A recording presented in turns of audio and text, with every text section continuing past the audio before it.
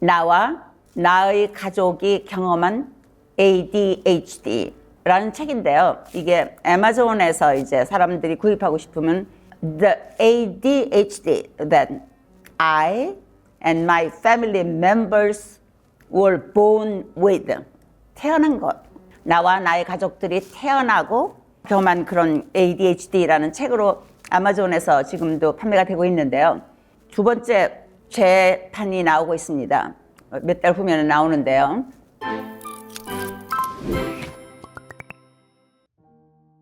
여러분 안녕하십니까?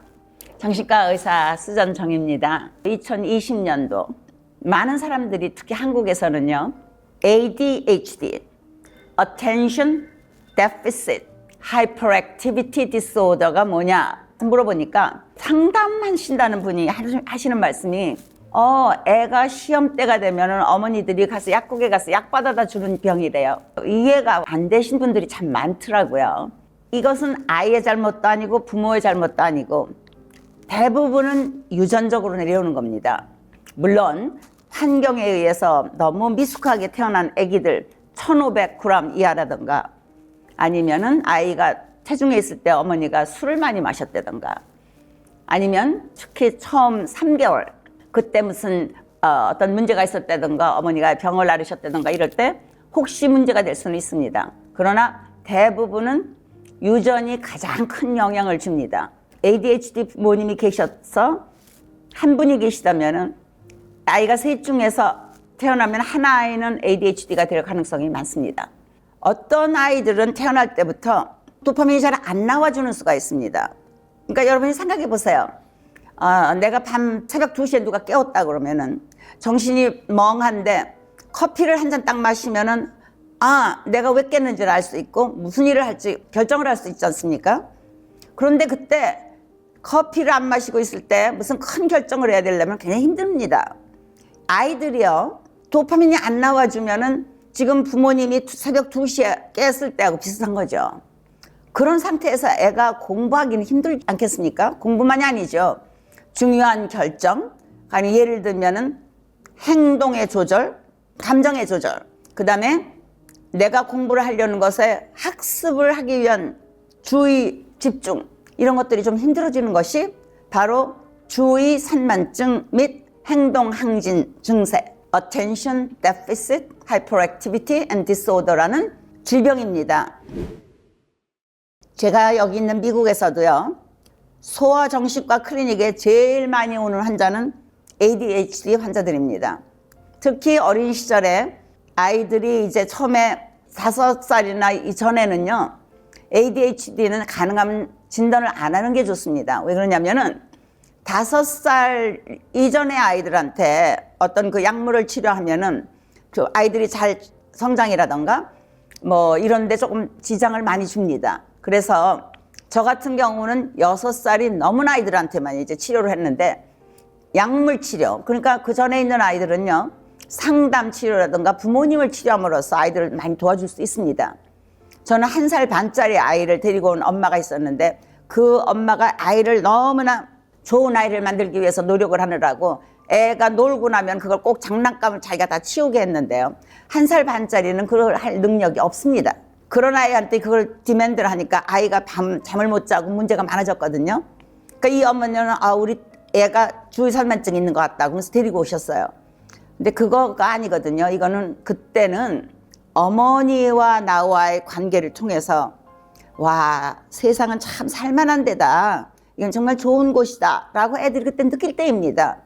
배고프면 엄마가 먹을 거 주죠. 자기가 자고 싶을 때는 자장가 불러주면서 재워주시죠. 척척하면은 기저귀 갈아주시죠.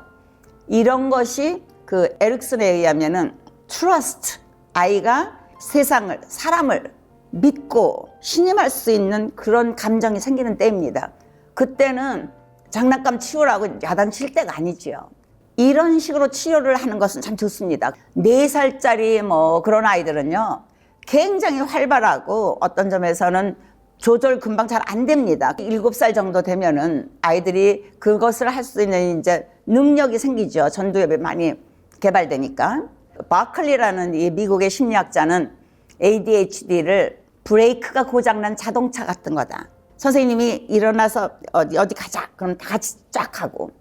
이제 뭘 시작하자. 그럼 같이 이제 책상을 딱 열고. 이런 걸 해야 되는데 그런 걸 잘 못하거든요. 조절이 안 되는 거죠. 행동 조절, 감정 조절, 그다음에 그 집중 조절 이런 것들이 다 문제가 있는 건데 제가 오늘 여기서 특히 이제 얘기하려는 거는요. 이런 문제만 있는 것이 아니고 정말 좋은 점이 많습니다. ADHD가 있는 사람들은요. 굉장히 이게 감정이 예민하고 어떤 점에서는 사람을 좋아하고 말하는 걸 좋아합니다. ADHD라고 그래서 재능이 뭐 딴 사람보다 더 높다는 것도 아니고 낮다는 것도 아니고요. 다른 사람들하고 비슷합니다. ADHD 때문에 공부를 못한다, IQ가 떨어진다 그런 거 없습니다. 단 공부라는 지루한 것을 해야 되는데 지루한 것을 할 때는 이 도파민이 잘 안 나와주는 거죠. 그게 문제입니다. 그럼 도파민이 그럼 언제 나오느냐? 사람들이 사랑에 빠질 때. 그래서 그때는요. 아주 사람들이 이렇게 익사이트가 되죠. 그 다음에 상을 받을 때나 칭찬을 들을 때 도파민이 팍 나옵니다. ADHD라는 그 병 자체를 진단할 때 한 가지 이제 많은 사람들이 주의해서 봐야 될 것이 있는데요. 미국에서 이제 많은 선생님들이 이런 환자들을 저희 클리닉으로 보냅니다. 왜 그러냐면은 선생님들은 그 나이 또래 아이들을 같이 봅니다. 그래서 어떤 아이가 보통 그 기대하는 것보다 더 심하게 자리에서 많이 움직인다던가 더 심하게 말을 많이 한다던가 이런 것들이 금방 눈에 띄거든요. 그래서 어른이 돼서라도 이제 그 과거 선생님들의 기록을 많이 봅니다. 저 같은 경우도 저한테 오실 때 어른들은 그 옛날 성적표가 있으면 가지고 오세요 그럽니다. 공부를 얼마나 잘했냐가 아니라 행동이 어땠느냐. 부산하고 뭐 조절 못하고 이런 행동을 가진 아이들은 hyperactive하고 impulsive subtype에 들어갑니다. 그러니까 주의산면증을 그전에는 ADHD하고 ADD 이렇게 둘로 이제 구분을 했었습니다. 그것은 DSM-3일 때입니다. Diagnostic and Statistical Manual 3번이었습니다. 세월이 흐르고 사람들의 머리가 발달되면서 정신과는 계속 진단이 바뀝니다. 그래서 지금은 DSM-5입니다. 5번째 그것에 의해서 그 옛날 DSM-3에서는 ADHD와 ADD 이랬습니다. 그건 뭐냐면 H가 없는 거죠. ADD는 하이퍼액티브한 건 없고 이런 애들은 가만히 앉아 있으면서 재미가 없으면은 바깥에 보고 공상을 하고 그러니까 주의가 산만해지는 건데요. 이런 아이들이 그러니까 진단이 빨리 안 됩니다. 그래서 이 아이들은 중학교쯤 가게 되면은 갑자기 어느 날 우울해지고 불안해지고 뭐 이래가지고 부모님들이 굉장히 당황하고 얘는요 하루 사이에가 문제가 생겼어요 이러시거든요. 그 하루 사이가 생긴 게 아니고 어떤 점에서는 이런 문제가 있지만 머리가 좋은 애들이니까 그냥 그런 대로 A 받고 B 받고 이러면서 그냥 유지해 오다가 청소년기라는 게 뭡니까? 우리의 그 감정내가 이제 막 쏟아져 나오는 성호르몬, 그 다음에 막 많이 나오는 성장호르몬, 뭐 이런 거 영향을 받아가지고요. 여러분들이 그 집에서 개나 고양이를 기르시면은 이렇게 발정나글 상태, 이때 막 조절이 잘 안 되고 막 집에서 도망 나가고 그러죠. 그 상태가 되면은 더 이상 이 두뇌가 감정을 조절을 못 합니다. 그러니까 이때 갑자기 우울해지고 갑자기 불안해지고 학교 안 가고 집 나가고 뭐 이런 일이 생깁니다. 그리고 남자애들 같은 경우 어떤 때는 이제 무슨 뭐 이상한 집단, 깡패 집단이라든가 이런 데 들어갈 수도 있고 여자아이들이 임신을 할 수도 있고요. 이게 하룻밤 사이에 생기는 건 아니고 그런 기질이 있다가 그 어떤 그 퓨버티, 그러니까 모든 성호르몬이라든가 성장호르몬이 갑자기 많이 와서 생기는 여러 가지 두뇌에서의 폭풍 노도 같은 변화가 있을 때 이제 이런 현상들이 생기는 건데요. 이런 아이들은 inattentive type, 주의가 산만한 inattentive, 부주의형입니다. sub그룹이. 그 다음에 세 번째 그룹은 두 가지가 다 있는 거, combined type, 복합형이죠. 이 복합형도 꽤 많습니다. 그래서 이런 애들을 어떻게 부모님들이 좋은 점을 발견해서 북돋아 줄 수가 있나. 그래서 good ADHD, 좋은 ADHD 아이를 만들 수 있나. 이제 이거에 대해서 제가 오늘 굉장히 여러 가지로 생각을 하고 그거에 대해서 지금 책을 쓰고 있습니다. 그래서 그 책에 이제 그 출판이 앞으로 몇 달 있으면 나올 텐데 그 내용을 지금 제가 조금 설명을 여러분께 해드리겠습니다. 말이 많지만 이게 굉장히 공부나 이런 것들을 하면은 이런 분들은요, 이게 너무 이렇게 제압을 받지 않고요. 그 우리가 어떤 때는 말을 하려면 생각하고 말을 하지 않습니까? 이런 사람들은 그냥 말을 툭툭 뱉거든요. 그래서 코미디언들이 많죠. 제가 보기에는 그 한국에도 유명한 코미디언들 중에서 자기가 어린 시절에 주의 산만증이 있었다고 말씀하시는 분들이 꽤 있었고, 미국에서도 뭐 빌리 크리스털이라던가 우피 골드버그라던가 제 생각에 이런 사람들이 자기는 옛날에 ADHD가 있었고 뭐 러닝 디스오더도 있었다 이런 말들을 많이 하는데요. 그러니까 그런 게 있었다고 그래가지고 발전을 못한다던가 뒤처진다는 게 하나도 아니죠. 오히려 그걸 잘 살려주면은 훌륭한 코미디언이 될 수 있는 것처럼 여러 사람들이 이제 새로운 어떤 그 자기만이 잘하는 거가 있습니다. 예를 들면 저 같은 경우도 저도 이제 주의산만증 제가 환자인데요. 저는 그건 몰랐죠. 제가 있는지. 그런데 대학교에 가 있던 우리 큰 딸이요.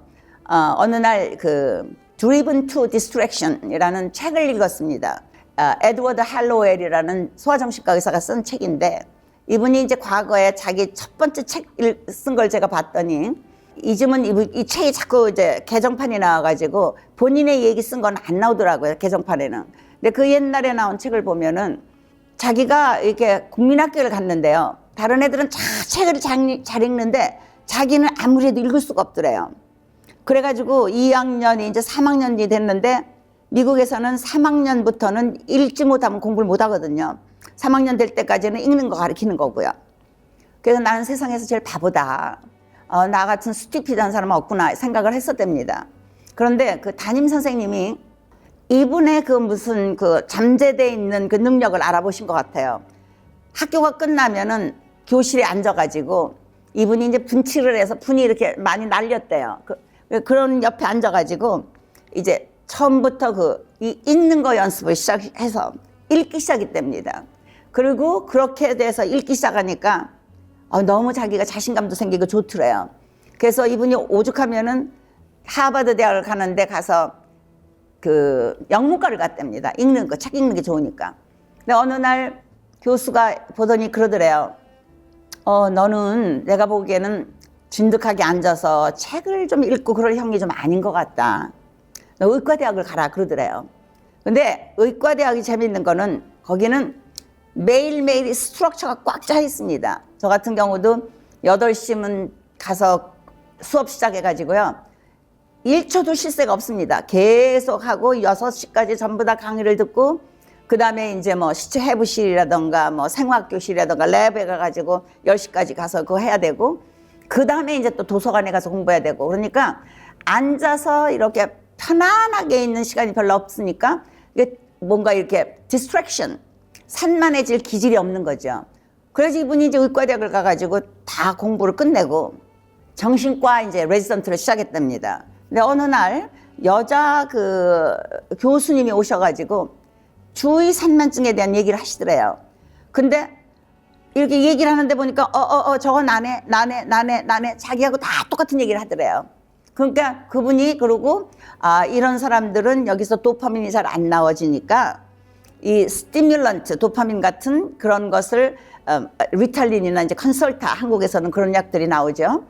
그런 약을 쓰면은 이 전두엽이 어웨이크 돼가지고 스티뮬레이션 돼가지고 주의 집중도 시키고 그 다음에 공부도 할 수 있게 하고 산만해지는 걸 막고 감정이 올라오는 걸 갖다 제압하고 그래서 정상에 가까운 생활을 할 수 있다. 자기가 그 약을 써봤답니다. 그랬더니 딱 느끼는 게 눈이 침침하고 잘 안 보이다가 잘된 안경을 딱 새로 낀 것 같은 그런 기분이 들어요. 모든 게 확실하고 모든 것이 정신이 딱 나더래요. 그래서 이분이 이제 그 다음에 다른 사람들도 나처럼 이렇게 고생하는 사람이 있겠구나. 그래서 쓴 책이 Driven to Distraction이라는 책입니다. 그래서 이제 이분은 지금도 그 버스턴하고 뉴욕에서 이제 그 ADHD 환자들을 보고 있는데 그 우리 딸이 먼저 자기가 이제 그 책을 읽고서 주의산만증이 있다는 걸 알고 나서 이제 약을 쓰기 시작했는데 저하고 저희 큰딸하고 똑같습니다. 뭐 잊어버리기 잘하는 거라던가 주의 집중이 잘 안 된다던가 뭐 딴 거에 대해서는 좀 생각이 팍팍 튄다던가 뭐 이런 거는. 그래서 금방 저도 가서 이제 50이 넘어가지고 그때 제 남편을 잃었었습니다. 퍼스트 하스밴드를. 디프레스 됐을 때 그냥 엔타이 디프레센트 프로젝 같은 거 써가지고는 잘 낫질 않았어요. 그런데 그 다음에 보니까 주의산만 증세가 있어서 그거에 대해서 미국에서는 애더럴이라는 약을 씁니다. 그건 암페타민 계통약인데 한국에서 쓰는 메틸페니데이트 종류, 그러니까 리탈린이나 컨설타보다 조금 더 강합니다. 어쨌든 그거를 쓰는 지가 지금 제가 한 50대부터 지금 제가 79세거든요. 그러니까 한 20-30년을 썼는데 아무 부작용이 없고요. 단 한 가지, 아침에 이게 목이 자꾸 마르게 되는 거, 그래서 자꾸 물을 마셔야 되는 거, 그거 한 가지가 이제 부작용입니다. 그리고 그 다음에는 어디나 일하는데 오거나이즈 할 수 있고 어떤 점에서는 주의가 집중 잘 되고 뭐 이런 식으로. 그래서 좋은 점이 많고요. 그래서 하이퍼 포커스를 할 수 있고 또 굉장히 크리에이티브하고요.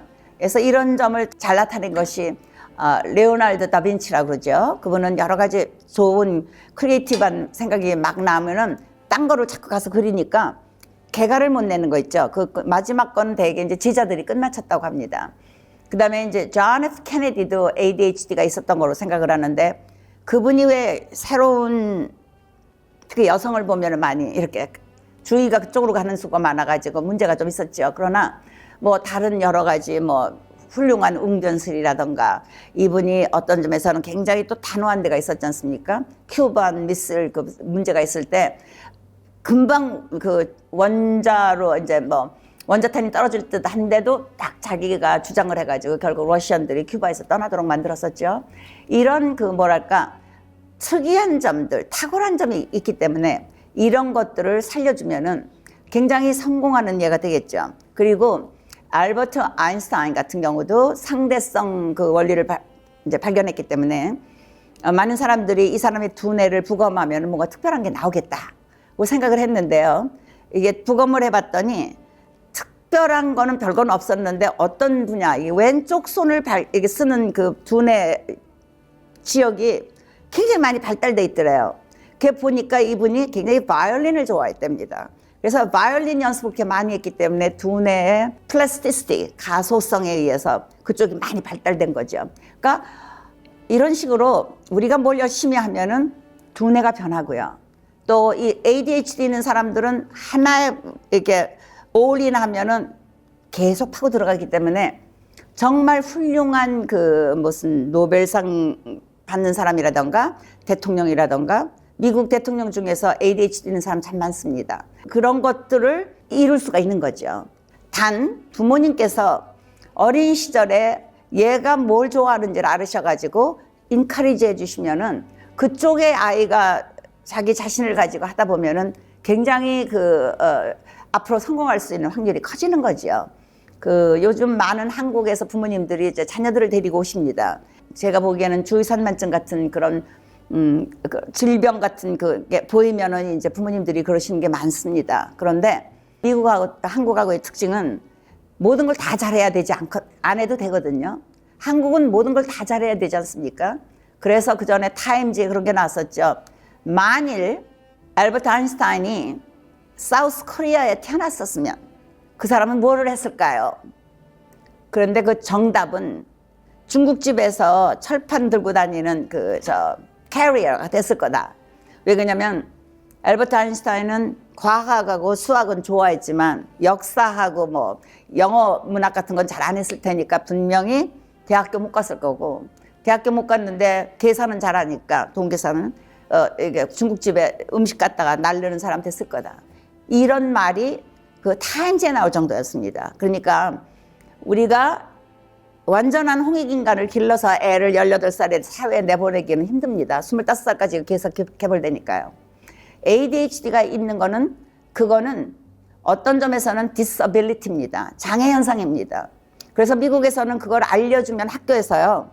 시험 칠 때 조용한 데서 보게 하고 시간도 더 줍니다. 그리고 필요하면은 숙제도 조금 줍니다. 그리고 도움을 줄 수 있는 선생님이라던가 튜터도 붙여줍니다. ADHD는요, 얘 잘못도 아니거든요. 그래서 야단칠 병이 아니지요.